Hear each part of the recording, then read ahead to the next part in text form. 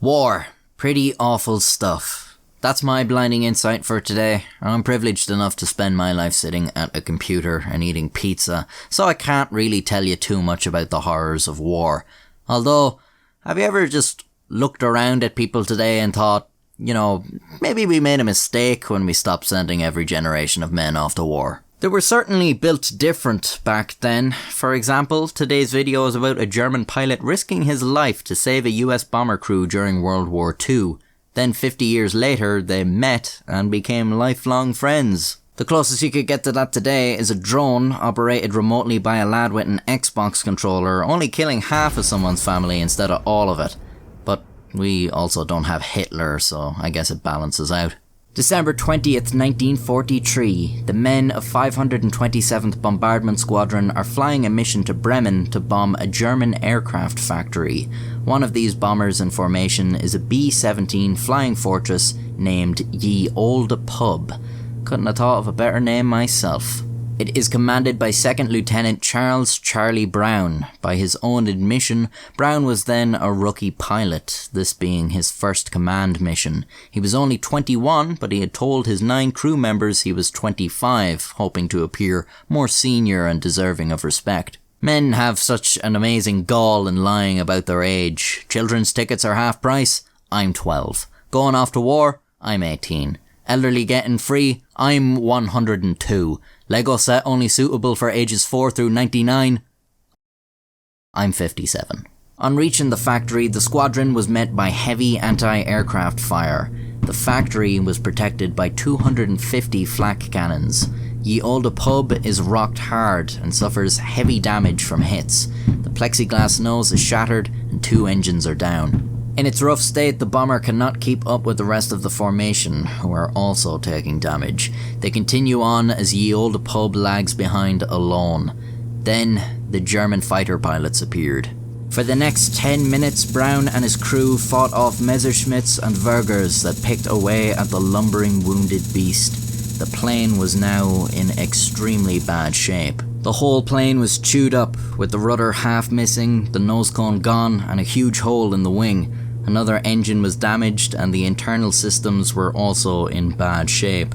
Communications, electronics and oxygen all damaged. At this altitude, the temperature is well below freezing, and now with systems down and holes blown in the plane, the cold is starting to creep in and freeze the mechanisms. The 10 crew members are significantly worse for wear too. Tail gunner Hugh Eckenrode has been decapitated from cannon fire. Right waist gunner Alex Yelisenko's leg was shredded with shrapnel. Ball turret gunner Samuel Blackford's feet were frozen, and radio operator Richard Peckout has been hit in the eye. Worst of all, pilot Charlie Brown has been hit in the shoulder. Losing blood and oxygen, he passes out and the plane plummets. Seeing their work is done, the German fighters move on to the next target. Brown manages to come to, just as the plane is descending on the treetops. It is inverted and he is looking up at the ground, but he manages to recover it. He begins to head out of trouble, but he is spotted on the ground by Franz Stigler. Franz Stiegler was a German Messerschmitt pilot, and unlike Brown, he was a very experienced airman. He was an ace, having downed 27 planes and been shot down himself 17 times. Just that day, he had shot down 2 planes and was on the ground at an airbase, refueling and rearming his plane. He hopped in and went after Olde Pub. He easily caught up with the damaged plane and contemplated how he was going to approach it. Oddly, the American bomber wasn't firing any of its many guns at him. The plane was the most damaged he'd ever seen still flying, but what he didn't know was they weren't firing because the crew was so badly injured and the guns were frozen. Stigler swoops in towards the rear. Normally he could expect a hail of bullets from the tail gunner, but instead he sees a body slumped over in the seat and blood splattered on the glass. In a daring move, Stigler flies in close over the B-17's wing. This is extremely risky. He has no idea what the crew will do when they see him, and if he is seen by other German airmen, he will likely be in a lot of trouble for not attacking the plane. Now he sees the wounded crew, bleeding and suffering frostbite. The morphine syrettes on board had frozen and the men were badly suffering. Brown and Stigler lock eyes. Brown is sure his life is over. Stigler sees the horror in his face.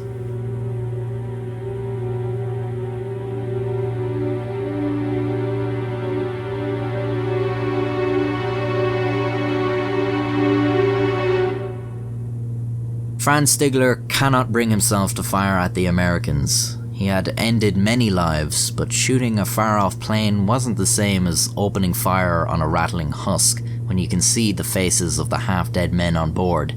He decides to spare ye old pub. He tries to gesture to Brown to head towards neutral Sweden, but Brown is trying for England. Stigler is sure the plane will never make it, but he escorts them towards the German coast.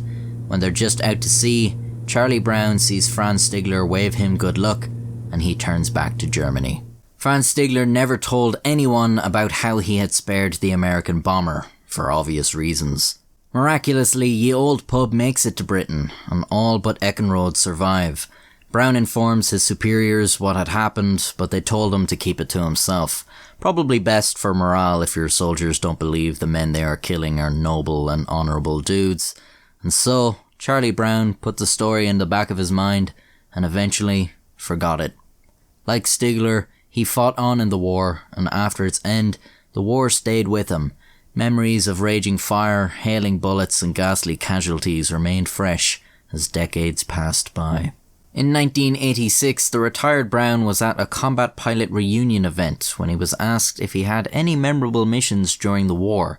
He had to contemplate it, but then he remembered how the German pilot escorted him out of danger and saw him off with a wave.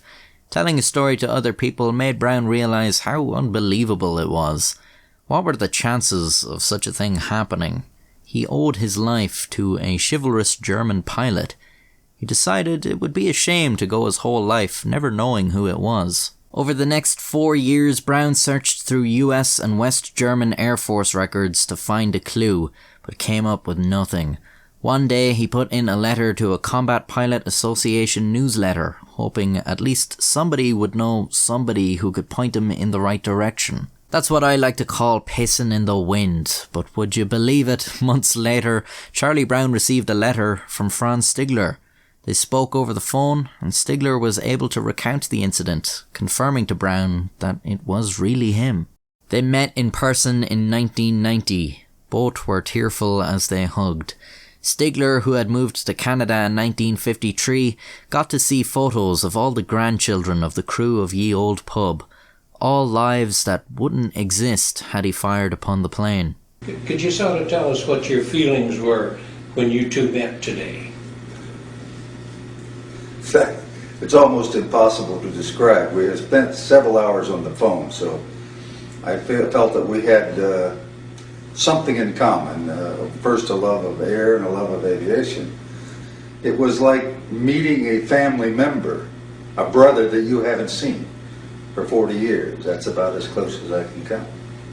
Franz, what were your feelings when you met again for the first time? I was so happy as we met that I dropped him on top of him.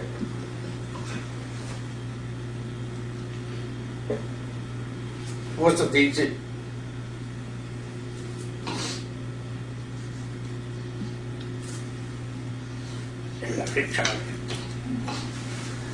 The two formed a friendship over their shared experience and their common interest in aviation and the war. They remained friends until Franz Stigler's death in 2008. Charlie Brown died just months later. What a story. What a pair of legends. What a load of onions I've been cutting just now. If you enjoyed the story of humanity shining through the darkness of World War II, I also have a video about a German army unit that joined up with US soldiers to defend a castle from the SS, and another about a Nazi who turned his life around and became a British football star. And if you prefer more light-hearted stories, I have a video of the Germans accidentally losing a battle to no one, a Japanese soldier who didn't surrender until the 70s, and a Finnish soldier overdosing on meth while alone in hostile Russian territory. And I'm sure there'll be more World War II stories, as well as a whole host of others. So, subscribe. There was the top was missing above the letters. And then the wing he had, there was a big hole here. I saw only splinters of this plexiglass. The gun sight was sitting in the open.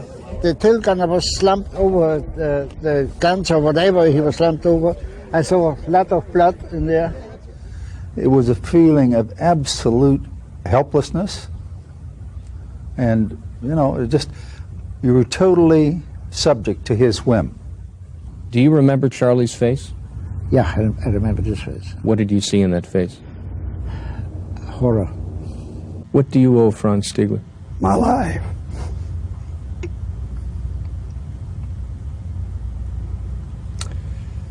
That's pretty simple. Sure is.